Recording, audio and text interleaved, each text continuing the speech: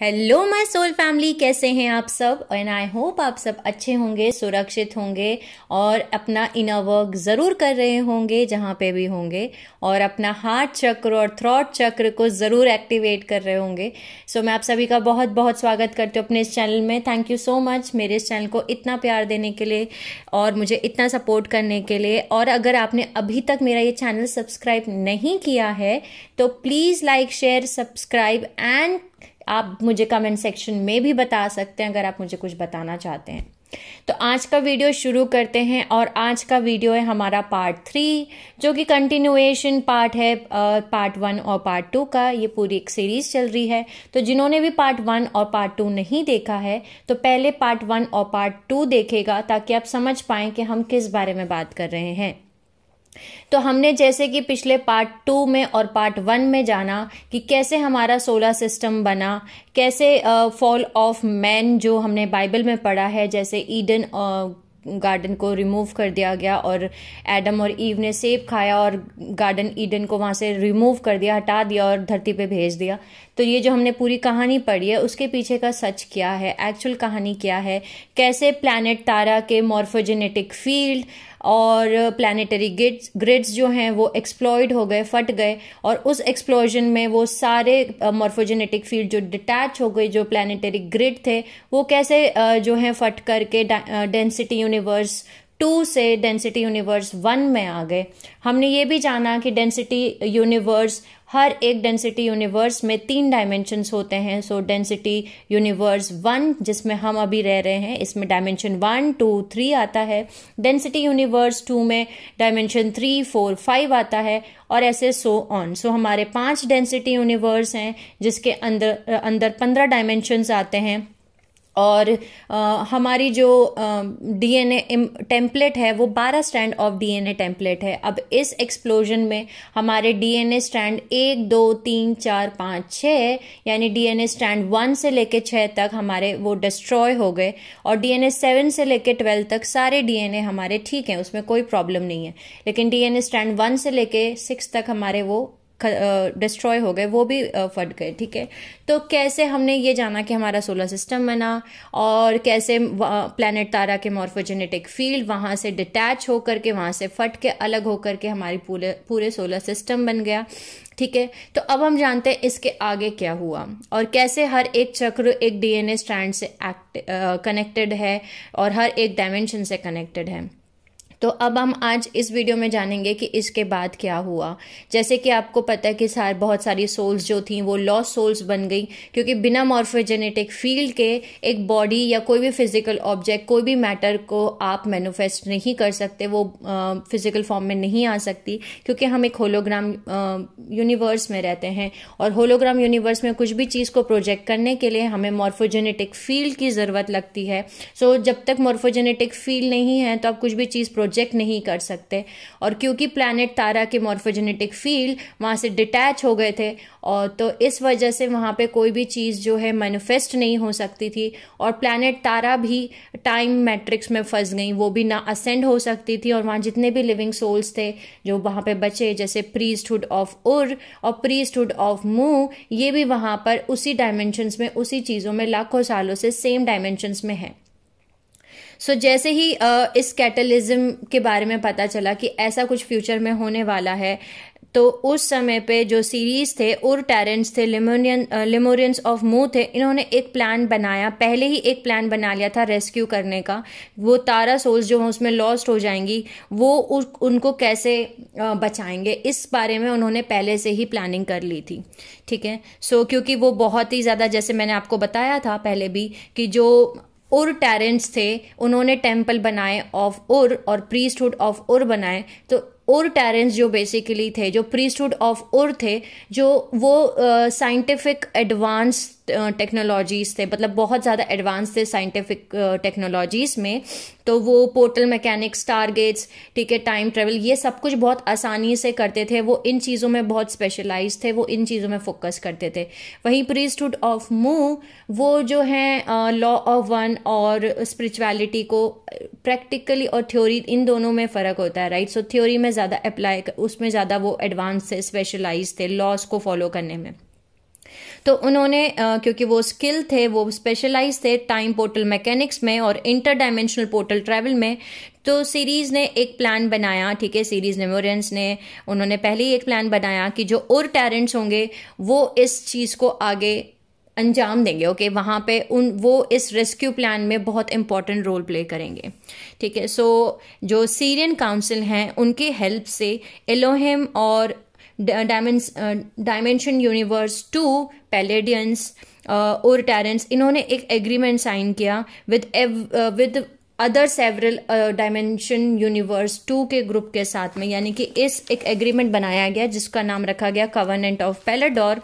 So Covenant of Paladore में बहुत सारी अदर्स हायर इवॉल्व सोल्स जो हैं वो इसमें जुड़ी, जैसे कि सीरियंस, ठीक है, और पेलेडियंस, ओरटैरेंट्स, एलोहिम्स, लायरेंस, सीरीज लेमोरियंस, एलायंस, ठीक है, ये सब जो है मिलकर के इन्होंने एक एग्रीमेंट साइन किया, जिस एग्रीमेंट का नाम रखा गया कवेनेंट ऑफ पेलेडोर, ठीक है। और इस एग्रीमेंट में ये साइन हुआ था कि ये सब मदद करेंगे उन सभी तारा सोल्स को जो लॉस्ट हो चुकी हैं, और जो तारा के मॉर्फोजेनेटिक फील्ड्स हैं, प्लानिटरी ग्रिड्स हैं, उनको वापस लाने में ये सब मदद करेंगी। सो इनका नाम कवेनेंट ऑफ पेलेडोर बना। सो ये एक एग्रीमेंट का नाम है, ठीक है। अब पेलेडोर क्यों बोला जाता है? बिकॉज पेलेडोरियंस वो सोल्स हैं, वो सेलुलर कोड्स हैं जिन्होंने अपने बॉडी को एनर्जी एसेंस में टर्न किया, अपने आप को बदला एक फील्ड ऑफ लाइट में, और अपनी आपको मर्ज किया दूसरे फील्ड से, जिसकी वजह से एक मॉर्फोजेनेटिक फील्ड तैयार हुआ, और इसी को हम स्फेयर ऑफ एमेंथी बोलते हैं। तो इसको हम थोड़ा सा और अच्छे से जानते हैं। अभी तक आपको ये पता चला कि एक कवेनेंट ऑफ पेलेडोर बनाया गया, राइट। सो उसमें कवेनेंट ऑफ पेलेडोर में सीरियंस, लायरेंस, पेलेडियंस, ठीक है, और टैरेंस, ये सब जुड़े, ठीक है, और इसमें और भी सोल्स जुड़ी, ठीक है। इन्होंने एक एग्रीमेंट साइन किया, उस एग्रीमेंट का नाम पेलेडोर था, ठीक है, कवेनेंट ऑफ पेलेडोर्स था। और इन्होंने एक हायर ऋषिज, जैसे कि आपको मैंने पहले भी बताया कि जो हायर ऋषिज हैं, यानी कि डायमेंशन 13, 14 और 15, जो कि डेंसिटी यूनिवर्स 5 में रहती हैं, ये बहुत ही highly pure consciousness, highly evolve souls हैं, ठीक है। सो ये ऋषिज थे जिनसे उन्होंने मदद मांगी, ठीक है। इन सब ने उनसे भी मदद मांगी और इन्होंने भी उनको मदद की, ठीक है। और एक और मेटा गैलेक्टिक कोर हैं इस पूरी एंटिटी के अंदर, जिनको हम रॉ बोलते हैं, रॉ कॉन्फेडरेरी, जो कि डायमेंशन 8 में आते हैं, और उन्होंने भी इसमें मदद करी। और इन्होंने जो रॉ कॉन्फेडरेरी थे, इनके जो 4 मेन मेंबर्स थे वो भी इस रेस्क्यू प्लान में इन्वॉल्व हुए, और उन्होंने भी अलाउ किया रेस्क्यू मिशन में पार्टिसिपेट करना। और इनके जो 4 प्राइमरी मेंबर थे रॉ कॉन्फेडरेरी के, वो इस कवेनेंट ऑफ पेलेडोर एग्रीमेंट में इन्वॉल्व हुए, जिनका नाम था एजुराइट्स, एटन ए, एमोनाइट्स और ब्रेजोजेट। ओके, सो ये 4 प्राइमरी मेंबर्स थे जो इस प्लान में अग्री हुए और इसमें उन्होंने इन्वॉल्व हुए, क्योंकि तो इतनी बड़ी एक पूरा एग्रीमेंट साइन हुआ और इतने सारे हाईली इवॉल्व सोल्स या हाईली इवॉल्व कॉन्शियसनेस इस एग्रीमेंट में लगे, ताकि वो उन सोल्स को रेस्क्यू कर सकें जो तारा सोल्स जो हैं वो लॉस्ट हो चुके हैं, उनको वो वापस से रेस्क्यू कर सकें, और प्लानिटरी ग्रिड, तारा के प्लानिटरी ग्रिड और मॉर्फोजेनेटिक फील्ड को वापस ला सकें तारा पे। सो ब्रेजोजेट जो हैं, उनमें से कुछ एक सब ग्रुप ऑफ ब्रेजोजेट इस समय प्रेजेंटली हमारे अर्थ सिस्टम पे इनकारनेट भी हो रही हैं, यानी जन्म भी ले रही हैं as member of ascended families. So ये जो है इस समय जन्म भी ले रही हैं असेंडेड मेंबर मास्टर फैमिलीज के तौर पे, और ये असेंडेड मास्टर्स ऑफ फैमिली हैं विरागी। सो विरागी के असेंडेड मेंबर्स फैमिली के हिसाब से ये यहाँ पे इस समय जन्म ले रही हैं, और ये भी हमारी मदद कर रही हैं। सो इस तरीके से हमारा बना कवेनेंट ऑफ पेलेडोरियन, ठीक है, कवेनेंट ऑफ पेलेडोर, जिसको हम कवेनेंट ऑफ पेलेडोरियन भी बोलते हैं। तो ये एक एग्रीमेंट है, अब आप सबको पता है कि एग्रीमेंट है जो कि रेस्क्यू करने के लिए बनाया गया उन सभी सोल्स को जो लॉस्ट हो चुकी थी, और मॉर्फोजेनेटिक फील्ड को वापस से जोड़ने के लिए। सो आपको ये अब ये पता है कि जैसे मैंने आपको बताया कि उर टैरेंस जो थे, इन्होंने इंटर डायमेंशनल पोर्टल मैकेनिक्स को यूज करके टाइम ट्रेवल किया, और टाइम ट्रेवल करके ये डायमेंशन 1 2 3 यानी कि डेंसिटी यूनिवर्स 1 में जहां हम अभी हैं, ये यहाँ पे आए और इन्होंने अपने आप को जो है सीरियन काउंसिल की मदद से, और इन्होंने अपने आप की बॉडी को ट्रांसम्यूट किया into pure forms, pure energy में इन्होंने कन्वर्ट किया, जिनको हम क्रिलोनेटिक साइंस भी कहते हैं। और इन्होंने मर्ज किया गेस्टलिक एनर्जी फील्ड ऑफ कॉन्शियसनेस से, जो कि एक मॉर्फोजेनेटिक फील्ड बन के तैयार हुआ, यानी कि 12 स्ट्रैंड डीएनए ट्यूरिज्म रेस प्रोटोटाइप टाइप बन के रेडी हुआ। ठीक है, सो इस तरीके से जो उर टैरेंस थे वो एक हॉस्ट मैट्रिक्स का काम किया उन्होंने फर्स्ट सीडिंग रखने के लिए, यानी प्लैनेट अर्थ पे पहली सीडिंग हो, पहले सोल्स आए वहाँ पे जन्म ले सके, वो वहाँ पे उन्होंने बहुत इंपॉर्टेंट रोल प्ले किया उर टैरेंस ने। क्योंकि एक चीज़ याद रखिए, किसी भी फिजिकल बॉडी को मैनिफेस्ट करने के लिए, किसी भी मैटर को मैनिफेस्ट करने के लिए मॉर्फोजेनेटिक फील्ड की ज़रूरत होती है। और अर्थ पे जो मॉर्फोजेनेटिक फील्ड थी उसमें कोई भी रेस मॉर्फोजेनेटिक फील्ड नहीं था, यानी हमारा, जैसे कि मैं आपको इसको एक एग्जांपल से समझाती हूँ, जब भी कोई फिजिकल बॉडी मरती है, खत्म होती है, तो उसकी कॉन्शियसनेस उसके रेस मॉर्फोजेनेटिक फील्ड में जाती है अंटिल नेक्स्ट इनकारनेशन, उसके नेक्स्ट इनकारनेशन होने तक उसकी रेस मॉर्फोजेनेटिक फील्ड में जाती है। पर हमारी जो रेस मॉर्फोजेनेटिक फील्ड थी, जो वो तारा में एग्जिट करती थी, अर्थ में एग्जिट नहीं करती थी। ठीक है, वो वहां पे थी, यहाँ पे नहीं थी। सो जो अर्थ की मॉर्फोजेनेटिक फील्ड थी उसमें कोई भी रेस मॉर्फोजेनेटिक फील्ड में कोई भी रेस मॉर्फोजेनेटिक फील्ड नहीं थी। इसलिए उस रेस मॉर्फोजेनेटिक को लाने के लिए या तो तारा रेस में से किसी को होना चाहिए था जो उस रेस में बॉर्न हुआ हो। ठीक है, सो क्योंकि हमारा ओरिजिनल होमलैंड नहीं था। ठीक है, सो इसीलिए इस प्लान को रिवाइज किया, क्योंकि कोई भी ह्यूमन रेस अभी तक पैदा नहीं हुई थी अर्थ पे, इसलिए मॉर्फोजेनेटिक फील्ड जो यहाँ पे थी वो नॉर्मल मॉर्फोजेनेटिक फील्ड थी, वहाँ पे कोई भी रेस मॉर्फोजेनेटिक फील्ड नहीं थी। ठीक है, सो इसीलिए एक और मॉर्फोजेनेटिक फील्ड को क्रिएट किया गया, जिसमें कि उर टैरेंस ने बहुत बड़ा रोल प्ले किया, और वो अर्थ पे आए। मैंने आपको बताया उसमें सीरियन काउंसिल ने उनकी हेल्प की, और इस ग्रुप ऑफ उर टैरेंट्स ने असेंशन मैकेनिक्स को यूज करके अपनी बॉडी को ट्रांसम्यूट किया बिल्कुल प्योर एनर्जीज में, और अपने आप को मर्ज किया, अपनी एनर्जी को एकदम कहते हैं ना गेस्टलेंट एनर्जी में, यानी कि मर्ज करके एक एनर्जी फील्ड ऑफ कॉन्शियसनेस में जो है कन्वर्ट कर दिया, ट्रांसम्यूट कर दिया। ठीक है, जिसकी वजह से ये सर्व हुआ ह्यूमन रेस मॉर्फोजेनेटिक फील्ड, ये बन गया हमारा ह्यूमन रेस मॉर्फोजेनेटिक फील्ड, जो कि 12 स्ट्रैंड ऑफ डीएनए टेम्पलेट से बना। ठीक है, विद डीएनए 12 स्ट्रैंडेड डीएनए, यानी कि जो हमारा मॉर्फोजेनेटिक फील्ड अब रेडी हुआ, रेस मॉर्फोजेनेटिक फील्ड जो रेडी हुआ, वो 12 स्टैंडर्ड डीएनए टेम्पलेट रेडी हुआ। सो इस 12 स्टैंडर्ड टूरिज्म रेस मॉर्फोजेनेटिक फील्ड ऑफ कॉन्शियसनेस को, ठीक है, इस फील्ड को जो है इसको एनर्जेटिकली इसने एक एनर्जेटिकली एक शेप लिया। ठीक है, इस field morphogenetic field of consciousness ने इसने एक शेप लिया। ठीक है, आकार लिया, और इसने शेप लिया एक स्फेयर का। ठीक है, राउंड स्फेयर का एक शेप लिया, और इसको बोलते हैं हम इसीलिए इसको हम द स्फेयर ऑफ एमेंथी कहते हैं। सो स्फेयर ऑफ एमेंथी जानना बहुत जरूरी है। सो स्फेयर ऑफ एमेंथी जो है हमारा रेस मॉर्फोजेनेटिक फील्ड बन के रेडी हुआ, और इस स्फेयर ऑफ एमेंथी को अर्थ के कोर में रखा गया, प्लेस किया गया, वहां पे अंदर प्लेस किया गया जहां पे सेकंड डायमेंशन है हमारा। ठीक है, और अब इसको वहां पे प्लेस करने के बाद जो भी यहाँ पे ह्यूमंस जो होते वो अगर मरते हैं अर्थ पे, तो उनकी जो सोल है उसके पास एक अब जगह थी जाने के लिए, इनकारनेशन होने के लिए भी और असेंशन होने के लिए भी। ठीक है, क्योंकि आपको जैसे मैंने आपको बताया कि बिना रेस मॉर्फोजेनेटिक फील्ड के अगर एक ह्यूमन, एक इंसान अगर मरते हैं तो वो डिसएम्बॉडिड कॉन्शियसनेस बन जाएंगे, यानी वो मैनिफेस्ट नहीं हो सकते। ठीक है, उनको एक रेस मॉर्फोजेनेटिक फील्ड चाहिए। तो इस चीज़ का ध्यान रखा गया, और इस तरीके से हमारा स्फेयर ऑफ एमेंथी बना, जिसको केव ऑफ क्रिएशन भी कहा जाता है। ठीक है, सो इसने इस नई केव ऑफ क्रिएशन या स्फेयर ऑफ एमेंथी ने होप दी, आशा की किरण दी उन सभी ट्यूरिज्म लिनिएज या लॉस्ट सोल्स को जो खो गई थी, कि वो अब अपना इवोल्यूशन, अपना असेंशन कर सकती हैं अर्थ पे तारा से। सो स्फीयर ऑफ एमेंथी ऐसे क्रिएट हुआ और रेस्क्यू मिशन जो तारा सोल्स के लिए बनाया गया था वो शुरू हुआ यहाँ से।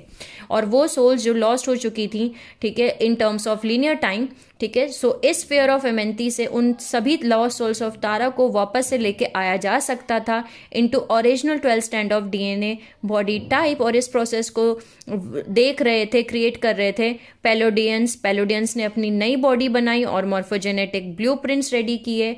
और अब एक फॉर्मलेस कॉन्शियसनेस फ्रेगमेंट्स जो थे, जो फॉलन सोल्स थी, उनसे एक ब्लूप्रिंट रेडी हुआ। सो इस स्फीयर ऑफ एमेंथी को, जैसे मैंने आपको बताया, अर्थ कोर में रखा गया, प्लेस किया गया, वहां रखा गया, और एक वर्म होल या फिर मैं बोल सकती हूँ एक पोर्टल लिंक वहां पे एस्टेब्लिश हुआ, यानी एक वर्म होल बनाया गया, एक पोर्टल लिंक बनाया गया, जिससे कि पोर्टल लिंक बनाया गया अर्थ कोर से लेके तारा कोर तक, ठीक है, यानी कि अर्थ कोर के सेकेंड डायमेंशन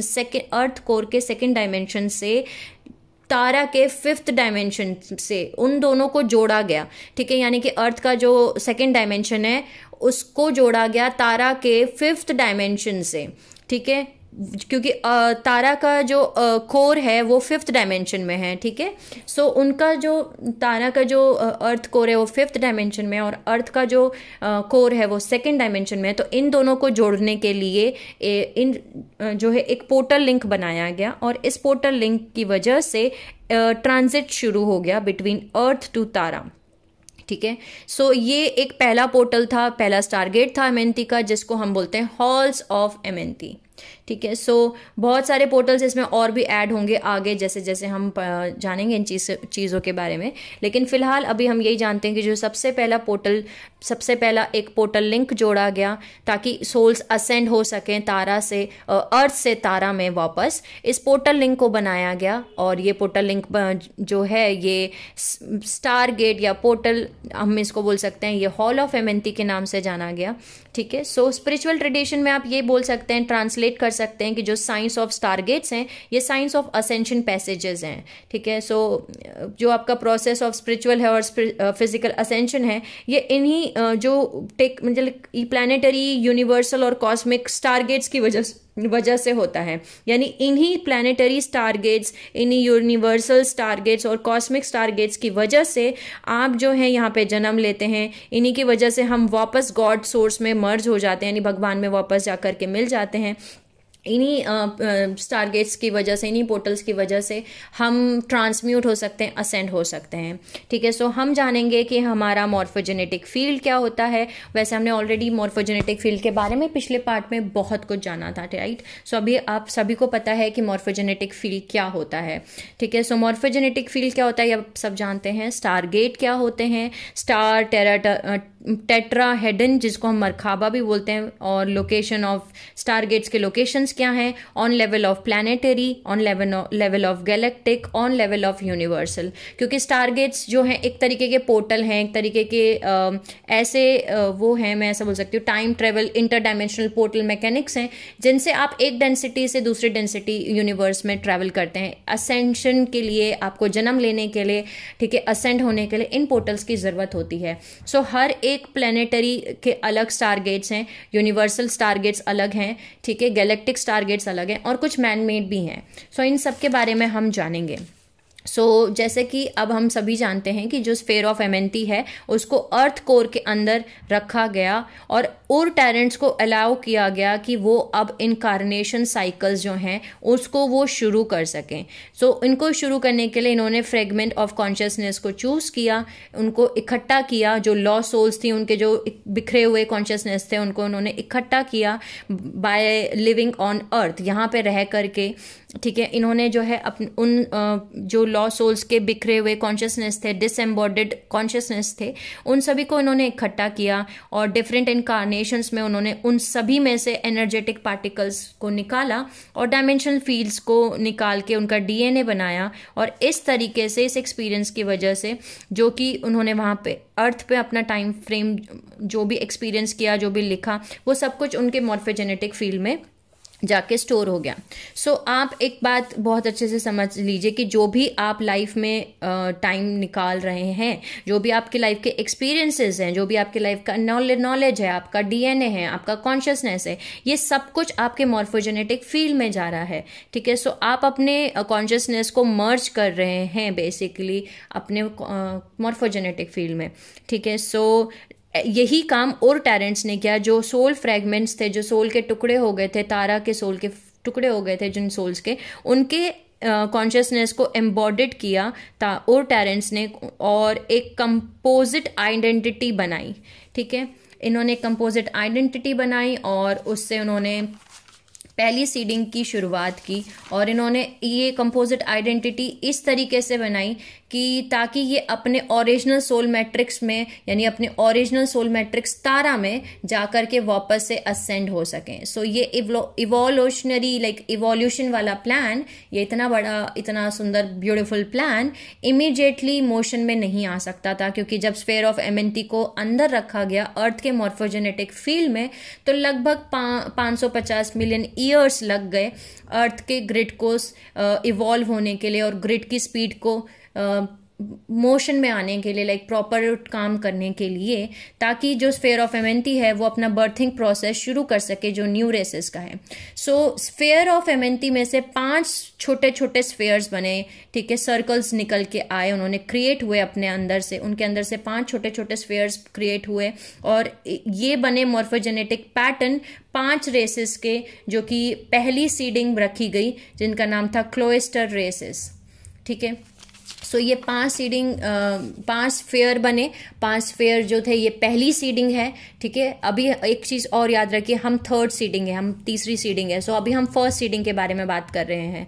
ठीक है, सो पहली सीडिंग रखी गई इस तरीके से, और पहली सीडिंग में 5 छोटे छोटे स्फीयर्स बन के आए, क्रिएट हुए, जो कि बन के आए मॉर्फोजेनेटिक पैटर्न से, जिनको हम बोलते हैं क्लोइस्टर रेसेस। ठीक है, सो क्लोइस्टर रेसेस जो थे, इनके पास 7 स्ट्रैंड ऑफ डीएनए एक्टिवेट था। ठीक है, जब वो जन्म लिया उन्होंने, तो वो 7 स्ट्रैंड ऑफ डीएनए उनका एक्टिवेट था, और इनको काम दिया गया कि ये अपने टोटल 8 स्ट्रैंड ऑफ डीएनए जो है उसको वो असाइन मतलब डेवलप करेंगे, ये इनका जॉब था। ठीक है, आउट ऑफ 12, यानी ओरिजिनल 12 स्ट्रैंड में से इनको 8 स्ट्रैंड ऑफ डीएनए को टोटल इनको इकट्ठा करना था। तो जैसे कि मैंने आपको बताया कि डीएनए स्ट्रैंड 7 से लेके 12 तक में कोई प्रॉब्लम नहीं थी, और डीएनए 7 जो था वो एक्टिवेट था। जब ये पैदा हुए तो इनके डीएनए स्ट्रैंड 7 जो थे वो एक्टिवेट थे, और 1 स्ट्रैंड ऑफ डीएनए इनको दिया गया हर एक क्लोइस्टर रेस को, कि इनको वो असेंबल करना है, वो इनको वापस से जोड़ना है। ठीक है, और 1 डीएनए स्ट्रैंड इनका ऑलरेडी एक्टिवेट था। ठीक है, सो जैसे कि ये कैसे एक्टिवेट था इसको हम आगे भी जानेंगे। सो इससे पहले कि हर एक क्लोइस्टर रेस, जैसे मैंने आपको बताया कि 5 क्लोइस्टर रेसेस बनी, उनके अंदर कोई भी जेंडर नहीं था। ठीक है, वो कोई भी मेल या फीमेल नहीं थे। वो जितने भी 5 क्लोइस्टर रेसेस बने वो एंड्रोजेनस थे, यानी कि फुल्ली डेवलप्ड उनके अंदर सेक्सुअल ऑर्गन्स थे, मेल और फीमेल दोनों के। सो उनका कोई जेंडर नहीं था, और वो कार्बन बेस्ड लाइफ फॉर्म्स में भी नहीं थे, जैसे कि हमारी अभी बॉडी कार्बन फॉर्म्स में है। सो वो कार्बन बेस्ड फॉर्म्स में भी नहीं थे, लेकिन बाद में जाकर के वो कार्बन बॉडीज बना पाए। जो बाद में उनकी रूट रेसेस आई, वो कार्बन बॉडीज बना पाई। ठीक है, जैसे जैसे इवोल्यूशन अर्थ का होता रहा, इसीलिए जो क्लोइस्टर रेसेस बने, 5 क्लोइस्टर रेसेस बने, ये हमारे गार्जियन बने। ये हमारे गार्जियन बने इवोल्यूशन के, जो हम एक एडिशनल डीएनए स्ट्रैंड को इनको असाइन किया गया था कि ये उसको ठीक करेंगे, ये उसको वापस से जोड़ेंगे। तो अब हम ये जानते हैं कि 5 क्लोइस्टर रेसेस कौन से थे। सो पहले पांच क्लोइस्टर रेसेस के नाम थे उर अतारियन, सेकंड नाम है बेरोना, तीसरा नाम है हिब्रू, चौथा नाम है मेंचेसडिक, और 5वां नाम है यूनासेती। सो ये 5 हमारे क्लोइस्टर रेसेस थे। लेकिन जब क्लोइस्टर रेसेस बने तो क्लोइस्टर रेसेस 2 ग्रुप में डिवाइड हुए। ठीक है, ये 5 जो थे, ये 2 मतलब क्लोइस्टर रेसेस जो बने वो 2 ग्रुप में डिवाइड हुए। ग्रुप 1 जो ग्रुप नंबर 1 था वो अर्थ पे उन्होंने जन्म लेना शुरू किया। ठीक है, जो ग्रुप नंबर 2 था उन्होंने गाया में जन्म लेना शुरू किया। सो ग्रुप नंबर 2 के क्लोइस्टर रेस के 2 रूट रेस बने। ठीक है, यानी कि क्लोस्टर ग्रुप 2 जो था वो 2 रूट रेस में डिवाइड हुआ, जिनमें से पहला रूट रेस था पोलारियंस और दूसरा था हाइपोबोलरियंस। ठीक है, सो ये जो गाया में जो जाकर के इन्होंने जन्म लेना शुरू किया, सो ये एथरिक थे। ठीक है, ये एथरिक थे और इनको सबसे पहली ड्यूटी असाइन की गई कि इनको डीएनए स्ट्रैंड 1 यानी डीएनए स्ट्रैंड पहला इनको जोड़ना है, इन दोनों रूट रेसेस को जोड़ना है। लेकिन इन दोनों रूट रेसेस को आधा आधा डीएनए स्ट्रैंड जोड़ना था। ठीक है, एक चीज और जानिए कि एक डीएनए स्ट्रैंड के अंदर 12 सब स्ट्रैंड्स होते हैं, यानी कि 12 सर्कल 12 सब स्ट्रैंड्स मिला के एक डीएनए स्ट्रैंड बनता है। सो 6 सब स्ट्रैंड्स जो थे वो पोलारेंस ने जोड़े, उन्होंने इकट्ठे किए, और 6 सब स्ट्रैंड्स जो थे वो हाइपरबोलरेंस ने जमा किए। ठीक है, उन्होंने ठीक किए, उन्होंने असेंबल किया और इस तरीके से उन्होंने पहला डीएनए स्ट्रैंड को जोड़ लिया और पहला डीएनए स्ट्रैंड हमारा ठीक हो गया। सो अब जो बाकी अब हम आते हैं, ये हो गए ग्रुप 2 जो कि गाया पे हैं। ठीक है, अब आते हैं हम ग्रुप 1 जो अर्थ पे आए। अर्थ पे आए ये 5 क्लोस्टर रेसेस। ठीक है, और अतारियन, ब्योरना, हिब्रू, मेंचेसडिक और यूनासेटी। ठीक है, सो इनको जो है इनको ड्यूटी दी गई कि इनको भी एक एक डीएनए स्ट्रैंड को जोड़ना है। सो अब आपको पता है कि पहला डीएनए स्ट्रैंड अब हमारा ठीक है। सो जो और अतारियन थे, इस क्लोस्टर रेस को ये असाइन की गई ड्यूटी कि आपको डीएनए स्ट्रैंड 2 जोड़ना है। ठीक है, स्ट्रैंड नंबर 2 आपकी जिम्मेदारी है, आपको उनको ठीक करना है। ठीक है, और ये ब्राउन कलर के स्किन के थे, मतलब इनका जो स्किन कलर था वो ब्राउन था। और एक और चीज नोट करने वाली ये है कि जब इन्होंने आधा आधा स्ट्रैंड जोड़ा गाया पे, ठीक है, जो पहला स्ट्रैंड हमारा जुड़ा आधा आधा, तो इस वजह से पोलैरिटी जनरेट हुई और इस वजह से आगे रूट रेसेस में जेंडर बन के आए। यानी पहली क्लोस्टर रेसेस में, पहली सीडिंग में कोई भी मेल फीमेल, लड़का लड़की ये नहीं था। ठीक है, सो आज से लगभग 75,000 ईयर्स पहले जो है और अटारियंस को ड्यूटी दी गई, इनको असाइनमेंट मिला, इनको एक रिस्पॉन्सिबिलिटी दी गई कि आपको आपका सेकेंड स्टैंड ऑफ डीएनए जोड़ना है। और इनके पास ऑलरेडी 7 to 12 स्टैंड जो डीएनए था वो काम कर रहा था। सो ऑलरेडी डीएनए स्टैंड 1 इनका एक्टिवेट था क्योंकि वो ऑलरेडी जोड़ दिया था क्लोस्टर ग्रुप ने 2 ने। ठीक है, और इन्हें डीएनए स्टैंड 2 जोड़ना था और इस तरीके से टोटल 8 स्टैंड ऑफ डीएनए जो है ये ठीक कर रहे थे आउट ऑफ 12। ठीक है, सो आता है सेकंड क्लोस्टर ग्रुप जिसका नाम है ब्रियोनस क्लोस्टर रेस। कुछ लोग इन क्लोस्टर रेसेस को स्टार सीड्स भी कहते हैं। ठीक है, और लेकिन हम इनको क्लोस्टर ग्रुप ही बोलेंगे क्योंकि वही इनका रियल नेम है। सो सेकेंड क्लोस्टर ग्रुप था जो जिसको असाइन किया गया और इनको असाइन किया गया, इनको ड्यूटी दी गई थर्ड स्टैंड ऑफ डीएनए को जोड़ने के लिए। ठीक है, और ये इनका 8वां स्टैंड था। ठीक है, सो अगर ये अपना थर्ड स्टैंड जोड़ लेते हैं डीएनए तो ये इनका 8 स्टैंड डीएनए बन जाएगा। ठीक है, सो कैसे बन जाएगा? ऑलरेडी 7, 8, 9, 10, 11, 12 6 स्टैंड्स ये हो गए जो एक्टिवेट हैं ऑलरेडी। ठीक है, और फर्स्ट स्टैंड जो है क्लोस्टर ग्रुप 2 ने जोड़ दिया। ठीक है, और उन अंटारियन ने डीएनए स्ट्रैंड 2 जोड़ा। सो डीएनए स्ट्रैंड 1, 2 जो थे वो पहले से जुड़ गए और 7, 8, 9, 10, 11, 12। ठीक है, इस तरीके से इन्हें 8 स्टैंड और डीएनए जो था इनका काम करने लगा। तो इनको रिस्पॉन्सिबिलिटी दी गई कि आपको डीएनए स्ट्रैंड तीसरा जोड़ना है, तीसरा डीएनए स्ट्रैंड को जोड़ना है। ये रेड कलर, इनका जो स्किन कलर था वो रेड कलर का था।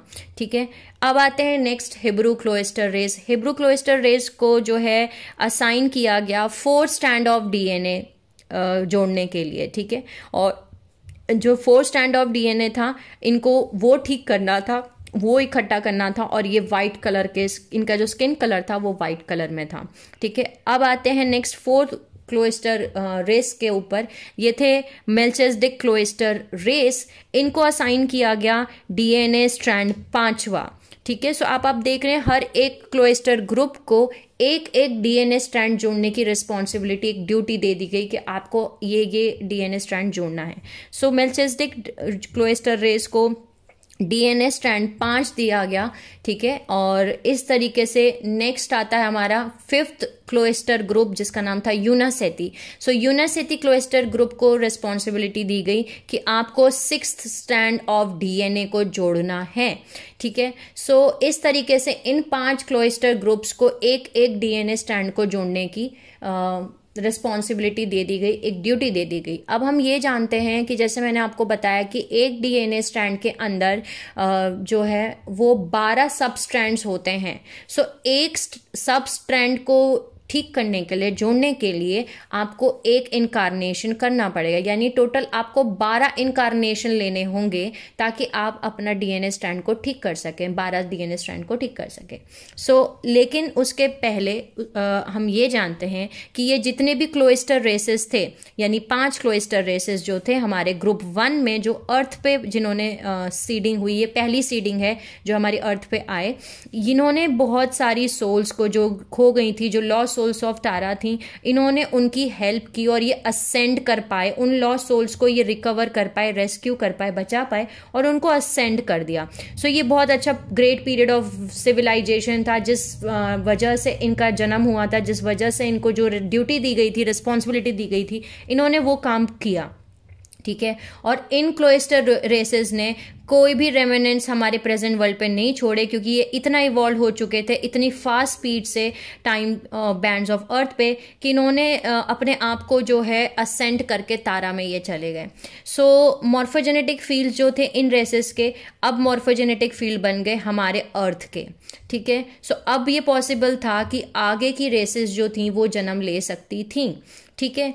इनसे निकल के आए 7 रूट रेसेस, ठीक है। सो 7 रूट रेसेस बने और 7 रूट रेसेस में इंक्लूड थे हमारे गाया के जो 2 हैं, पोलारियंस और हाइपरबोलेरेंस, ठीक है, ग्रुप 2 के, जो मैंने आपको बताया रूट रेस बना वो सबसे पहला, वो जो हैं वो 2 वो थे और 5 ये, तो टोटल 7 हमारे रूट रेस बने, ठीक है। सो थोड़ा सा इजी करने के लिए मैं आपको ये बता देती हूँ कि अब हम ये जानते हैं कि हमारी पहली सीडिंग की गई, पहली सीडिंग में 5 क्लोएस्टर रेसेस बने, 5 क्लोएस्टर रेसेस के 5 रूट रेस बने, ठीक है, ये हमारे अर्थ पे बने। दूसरी जगह गाया पे, ठीक है, गाया पे क्लोएस्टर ग्रुप नंबर 2 गया, जिसमें से जो है 2 रूट रेस निकल के आए जिनका नाम था पोलेरियंस और हाइपरबोलेरेंस, ठीक है। इन्होंने स्ट्रैंड, डीएनए स्ट्रैंड पहला जोड़ा, ठीक है, और इधर अर्थ पे 5 क्लोएस्टर रेसेस ने डीएनए स्ट्रैंड 2, 3, 4, 5, 6 इन्होंने वो रेस्पॉन्सिबिलिटी निभाई। तो इन्होंने बहुत सारी सोल्स को रेस्क्यू किया और इन्होंने अपने आप को असेंड कर दिया, ठीक है। सो इस तरीके से इन 5 क्लोएस्टर रेसेस ने प्लस उन 2 रूट रेसेस ने मिलकर के ये टोटल 7 होते हैं, ठीक है, ऐसे, और हमारा डेवलप किए और चक्रास डेवलप किए, हमारे डीएनए स्ट्रैंड को डेवलप किया। ये बहुत अच्छा पीरियड ऑफ सिविलाइजेशन था और इसको हम बोलते हैं सेकेंड वर्ल्ड। हमारा पहला वर्ल्ड था तारा, ठीक है, पहला वर्ल्ड है हमारा तारा जिसमें से हम सब निकल के आए, बने, और जो सेकेंड वर्ल्ड है ये था इन 5 क्लोएस्टर रेसेस का जो प्लैनेट अर्थ पे आई, इसको हम बोलते हैं सेकेंड वर्ल्ड, यानी दूसरा वर्ल्ड, जिसमें हमारी पहली सीडिंग रखी गई ह्यूमन रेस की, ठीक है। और इनमें से बहुत सारी सोल्स, जैसे मैंने आपको बताया, असेंड हो गई तारा पे, ठीक है, और जो नहीं असेंड हो पाई, जो फॉल हो गई, वो वापस से रिटर्न हो के आई स्फीयर ऑफ एमेंटी में, उन्होंने वापस से रीबर्थ लिया। क्योंकि एक चीज़ याद रखिए, अगर आपने अपनी एनर्जी कॉन्शियसनेस को उतना राइज नहीं किया था, नहीं आपने अपना डीएनए स्ट्रैंड को ठीक नहीं किया था, तो उन सोल्स, वो सोल्स जो थी अपने मॉर्फोजेनेटिक फील्ड में जाने के बाद वापस से जन्म ले करके अर्थ पे उन्होंने जन्म लिया और ये बने दूसरे रूट रेसेस के मेंबर्स, ठीक है, जो आगे आने वाली हमारी सेकेंड सीडिंग है उसके रूट रेसेस बने। सो जो क्लोएस्टर रेस ग्रुप था, अब आप सभी को पता है कि 2 ग्रुप्स में डिवाइड हो गया। अब आपको इतना क्लियर हो गया होगा, मैं इतना एक्सप्लेन इसीलिए करी हूँ ताकि आप समझ सकें। थोड़ा सा कॉम्प्लेक्स है लेकिन इजी भी है अगर आसानी से समझ सकें आप। तो ग्रुप 1 जो थे, उन्होंने ग्रुप 1 या क्लोएस्टर 1 वो गाया पे सीड हुए, वो वहाँ पे पैदा होना शुरू हुए, वो एथरिक थे, हम कार्बन मैटर में थे, वो एथरिक मैटर में थे, ठीक है। और इन्होंने इन दोनों इस क्लोएस्टर ग्रुप जो था उन्होंने जो है उसमें से 2 रूट रेस निकल के आई, पोलरियंस और हाइपरबोलोरेंस। इन दोनों ने मिलके पहला स्टैंड ऑफ डीएनए को असेंबल किया, जोड़ा, लेकिन इन दोनों ने मिलके आधा आधा जोड़ा, तब जाके इन्होंने एक असेंबल किया। ठीक है, ग्रुप 2 जो था उन्होंने अर्थ पे मतलब जन्म लेना शुरू किया, और इन्होंने जो है डीएनए स्टैंड 2 से लेके डीएनए स्टैंड 6 तक इन्होंने उनको असेंबल किया। ठीक है, सो इस तरीके से हमारा ये ऐसा बोल सकती हूँ, ये 7 क्लोइस्टर रेसेस जो थी ये सेकेंड वर्ल्ड के नाम से जानी जाती हैं बहुत सारी हमारी रिलीजियस कल्चर्स में और ये सब में। अब आगे मैं सेकेंड पार्ट में बात करूंगी। ठीक है, सो आई होप इस वीडियो को मैं यहीं रोकती हूँ, और नेक्स्ट पार्ट में हम बात करेंगे कि इसके आगे क्या हुआ। कुछ सोल्स जो थी वो असेंड हो गई, जो लॉस्ट सोल्स ऑफ तारा थी उनको रेस्क्यू किया गया और वो असेंड हो गई, लेकिन जो सोल्स असेंड नहीं हो पाई वो वापस से जन्म ले करके वापस से मॉर्फोजेनेटिक फील्ड में जाके, ठीक है, अपने स्फेयर ऑफ एमेंथी की वजह से रीबर्थ होकर के अर्थ पे ही पैदा हुई, और ये आगे हमारी रूट रेस बन के आई, उनके मेंबर्स बने, ये रूट रेसेस के जो आने वाली रूट रेसेस थी उनके ये मेंबर्स बने। सो आई होप मैं आपको समझा पाई हूँ। Sending you lots of love, healing and happy energies to my soul family. Take care of yourself and see you soon.